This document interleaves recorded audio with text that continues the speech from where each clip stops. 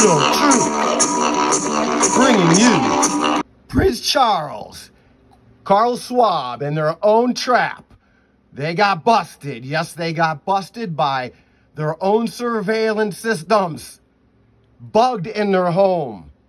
They were eating babies. They're in a big, big trouble.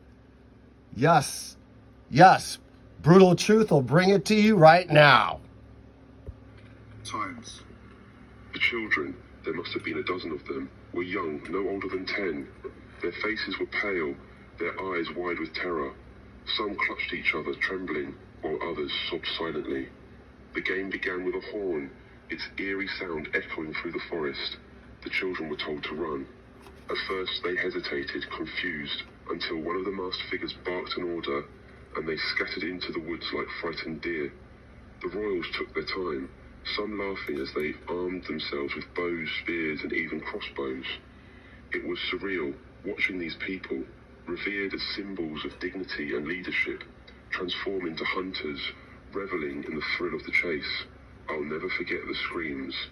They started faintly, distant cries that grew louder as the hunters closed in. One by one they were caught, and when the game was over there was silence, an oppressive, unnatural silence. The children were never seen again. It gets worse for Charles. The Epstein files confirmed what victims alleged for years. Jeffrey Epstein ran baby farms and plotted to seed humanity with his bloodline by impregnating underage girls at his New Mexico ranch. Now survivors are stepping forward with an even darker revelation.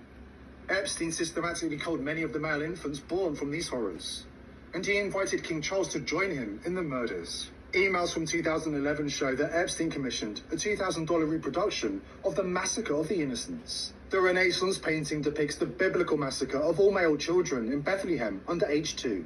One of Epstein's assistants wrote in an email, "It's the large 9x9 canvas that we had rolled out for him to see in the entryway where they are killing babies." Epstein and King Charles were killing baby boys, while the baby girls were kept alive to experience even greater horrors.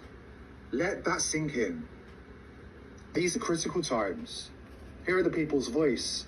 We're determined to expose the elites and hold them to account before it's too late. Before the files disappear, before the witnesses vanish, before the house of cards is rebuilt. The truth isn't just information, it's liberation. It's the light piercing through the darkness they've wrapped around this world. And the darkness is terrifying.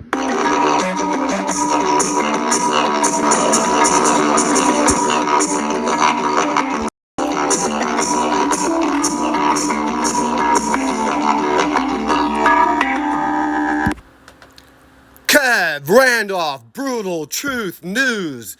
Let the truth be told.